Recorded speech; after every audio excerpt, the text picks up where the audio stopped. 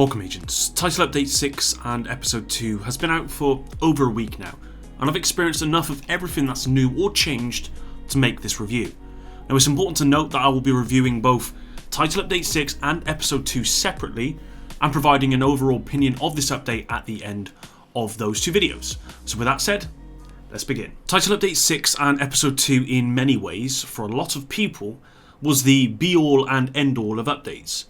This was going to decide the fate of this game, and I think I fell into that category of people. So firstly, let's start with Episode 2, which is the content part of this update, and not the quality of life update that Title Update 6 brought to the table. Now Episode 2, titled Pentagon: The Last Castle, took our agents to one of the most secretive and secure places in the world. You guessed it, the Pentagon. Now with Episode 2, Ubisoft revealed exactly what you'd be getting, and it varies depending on whether you have the Year 1 pass or not.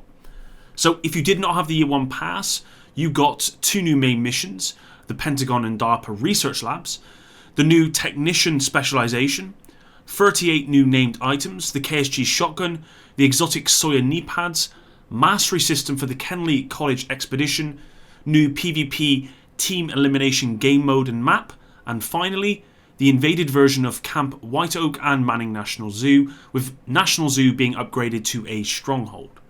Now, for Year 1 Pass owners, you got everything mentioned here, plus two classified assignments, Marina and Embassy, which add an extra layer of lore to the game. Now, reading this back and seeing this on paper, I have to admit, it does feel like quite a lot of new stuff has been added in respect of content with Episode 2, but unfortunately, that's not the case. The two new main missions are fantastic to play through. After proceeding through the intro and into the Pentagon mission, I was not surprised to see the extraordinary amount of detail here, with the game overall being absolutely beautiful.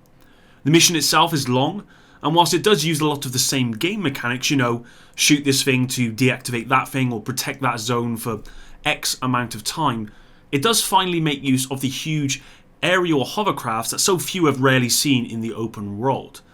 The battle with this flying machine was probably my favourite part of the Pentagon mission, just because it was a little bit more challenging than the usual static machines we've fought before. I really think Massive should double down on the use of these aerial crafts in the future, and I wouldn't be surprised if something similar is used as a boss in the next raid. This is where the Pentagon mission ended, and we moved into the second mission, DARPA Research Labs.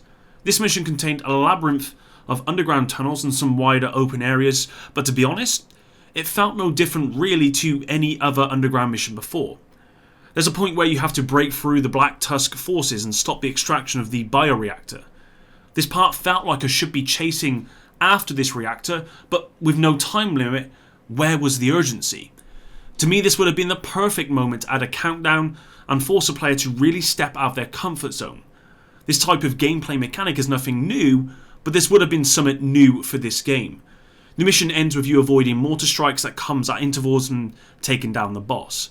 Looking back on my footage, it took me about 1 hour and 30 minutes to do the whole thing, and this was at a very, very casual pace while streaming.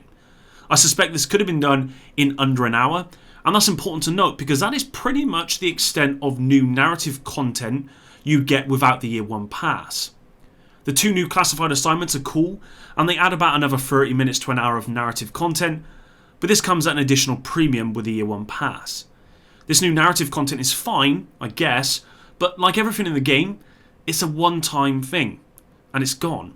What I did like was the mission structure this time around. Unlike the mission structure before where you'd, complete a mission, then have to move to another location to progress the story, here, you finish the Pentagon mission and take an elevator down to the next mission.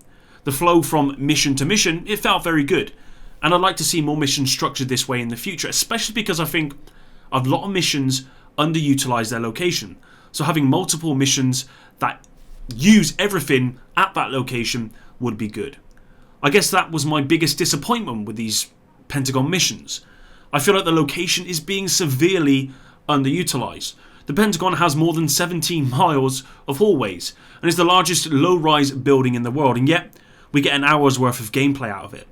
I, like a lot of people, expected the Pentagon to be the birthplace of a new underground mode, where the developers could really use the location to its potential. I have to admit, I think the missions are fine, but I'm very disappointed with how little content is being given here at one of the biggest locations in the world. Moving on to a positive episode 2, the new named items. I did have trouble deciding whether these should be under the Title Update 6 portion of this review or episode 2, but as the named items introduced are new, and so are their new perfect talents, I decided it was new content and should be bundled with episode 2. For me, these new aimed items are by far the best addition to the game since launch, and certainly with episode 2. Are they perfect? No. Do they add a level of grind in the game with a good reward at the end? Yes. Do I want to see more of this? Hell yes. In total, 38 new named items have been added, and they are exactly what the game needs. The Division 2 has lacked any real pinnacle items that were not locked behind activities that required 7 other friends to play. I'm looking at you, Eagle Bearer. Pre-episode 2 there was simply no weapons or gear really to grind for, and these new named items have added that pinnacle item to the game, and they're worth the grind with the new perfect talents rolled on them. Now whilst these perfect talents do not give you an insane amount of increased power, they do give you that little bit of extra power, and in a looter shooter like this, it's those incremental differences at endgame that you are chasing. If I could make one observation or recommendation, I think the display of the named items could be a lot more visible, i.e., a different colour or something along those lines. All in all though, these new named items are the perfect addition to the game, and I really hope the devs double down here. Next up, and one of the biggest additions to the game introduced with episode 2 is the new Technician specialisation, which brings to the table a new 6-shot missile launcher and a new skill tree. The missile launcher is quite fun to use, however, requires you to lock on for a period of time before it will fire all 6 rounds, which to me is a real put-off for this specialisation weapon. I personally don't like that, to be honest. I could fire 6 grenade launcher rounds, doing far more damage in the time it takes me to lock on targets with this missile launcher. Also, because you have to lock on for a period of time, I find you're very exposed to being down, certainly in harder content, and thus options like the Demolitionist become much better. With that said, the skill tree for the Technician is interesting, in particular the Dismantling talent that gives you plus 20% damage to drones, skill proxies and robotics once fully upgraded. I think the skill tree here is very interesting, and the new Artificer Hive is also an interesting addition to the game with the specialisation. Overall, I think the skill tree is great, but I personally think the specialisation weapon is not so great. Moving on, and the new KSG shotgun is just, another shotgun. It's fine. The new exotic Sawyer Kneepads appear to be interesting and useful. Unfortunately, they have not dropped for me yet, so I cannot provide you with an accurate account of their usability. The new invaded modes for Camp White Oak and Stronghold for Manning National Zoo is again fine, but I wouldn't call this new content per se. The new mastery system for the Kenley College Expedition, it's a good addition in that it adds more replayability to the Expedition game mode, but I still think the Expedition itself is lackluster. The mastery system has done nothing to improve on the Expedition experience itself, and for that, I highly doubt we'll invest any time into this until the next Expedition, which I hope does more to innovate on the PvE experience. Last but not least for episode 2, and we got a new conflict team elimination game mode and a new map called The Wharf. The new game mode is, in my opinion, the complete opposite to what the community has been asking for. This is a slow-paced, tactical team elimination game mode and the opposite of fun for me. What I saw from the community in the lead up to episode 2 was people asking for a last stand type game mode. 8 versus 8 or more game mode with a little bit of carnage. What we've got instead is the most boring type of game mode that could have been added. The Division 2 is not a competitive PvP game, and yet this is exactly the type of game mode that's been added. For me, this was the biggest disappointment with episode 2. The new Wharf map is pretty good. It's small, fast paced, and that to me makes it fun.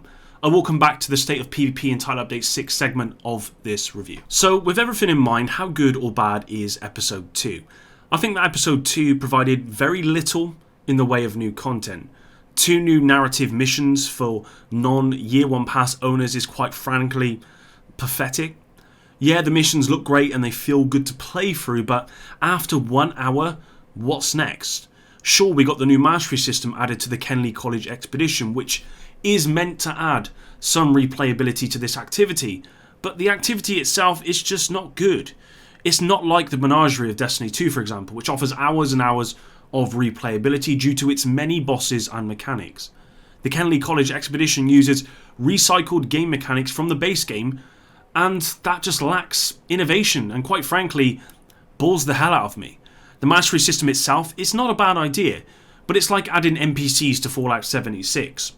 It should have been there to begin with, and it does nothing to improve on the core experience. I'm sorry, I know I shouldn't be comparing this to Fallout 76, that is disrespectful, but I think you get my point.